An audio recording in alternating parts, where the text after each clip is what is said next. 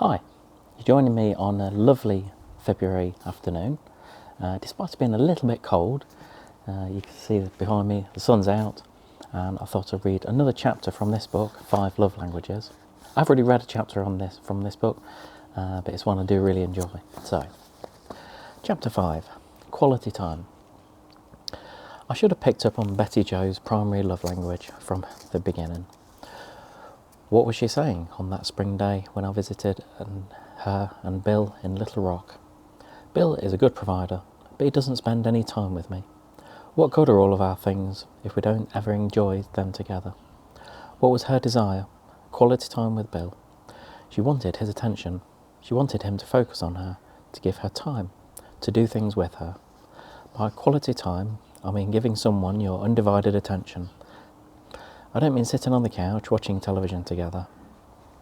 When you spend time that way, ABC or NBC has your attention, not your spouse.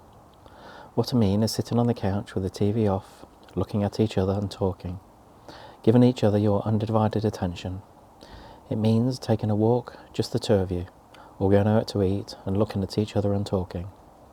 Have you ever noticed that in a restaurant you can almost always tell the difference between a dating couple and a married couple? Dating couples look at each other and talk. Married couples sit there and gaze around the restaurant. You'd think they went there to eat. When I sat with my wife and give her 20 minutes of my undivided attention, and she does the same for me, where we are giving each other 20 minutes of life, we will never have those 20 minutes again. We're giving our lives to each other. It's a powerful, emotional communicator of love. One medicine cannot cure all diseases. In my advice to Bill and Betty Jo, I made a serious mistake. I assumed that words of affirmation would mean as much to Betty Jo as they would to Bill. I had hoped that if each of them would give adequate verbal affirmation, the emotional climate would change, and both of them would begin to feel loved. It worked for Bill. He began to feel more positive about Betty Jo. He began to sense genuine appreciation for his hard work, but it had not worked as well for Betty Jo, for words of affirmation was not her primary love language. Her language was quality time. I got back on the phone and thanked Bill for his efforts in the past 2 months. I told him that he had done a good job of verbally affirming Betty Jo and that she had heard his affirmations. But Dr. Chapman, he said, she is still not very happy. I don't think things are much better for her. You're right, I said. I think I know why. The problem is that I suggested the wrong love language. Bill hadn't the foggiest idea what I meant. I explained that what makes one person feel loved emotionally is not always the thing that makes another person feel loved emotionally. He agreed that his language was words of affirmation. He told me that much he had meant to him as a boy, and how good he felt when Betty Jo expressed appreciation for the things he did. I explained that Betty Jo's language was not words of affirmation, but quality time. I explained the concept of giving someone your undivided attention, not talking to her while you read the newspaper or watch television, but look into her eyes, giving her your full attention, doing something with her that she enjoys doing, and doing it wholeheartedly.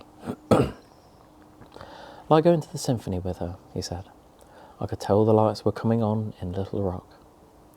Dr. Chapman, that is what she has always complained about. I didn't do things with her. I didn't spend any time with her. We used to go places and do things before we were married, she said. But now you're too busy. That's her love language, all right. No question about it. But what am I going to do? My job is so demanding. Tell me about it, I said. For the next 10 minutes, he gave me the history of his climb up the organisational ladder, of how hard he had worked, and how proud he was of his accomplishments.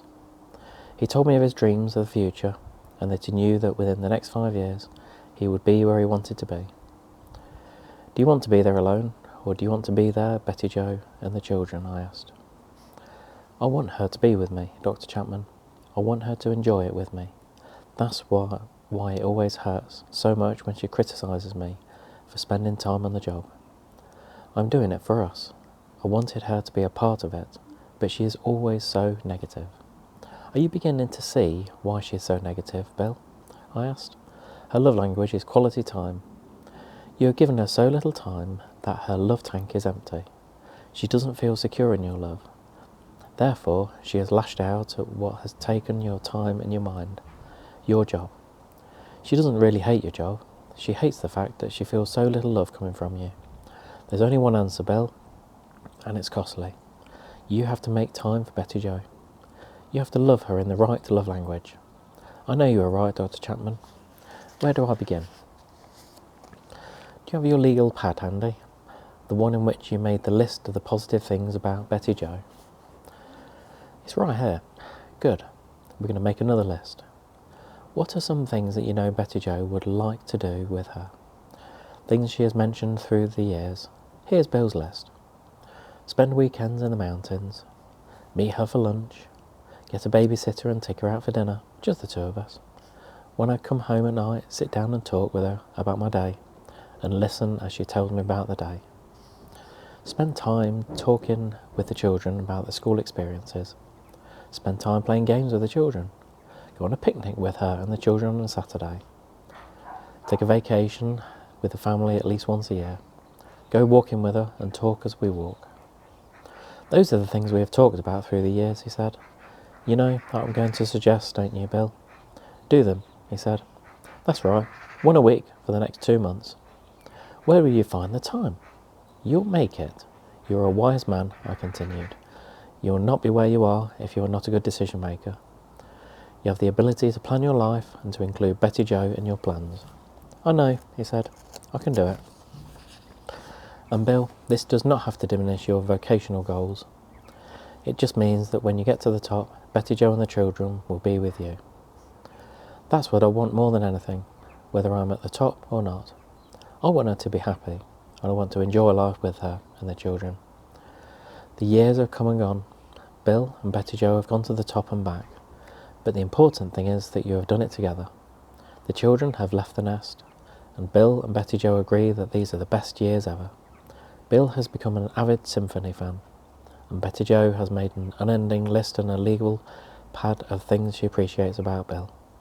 He never tires of hearing them. He has now started his own company and is near the top again.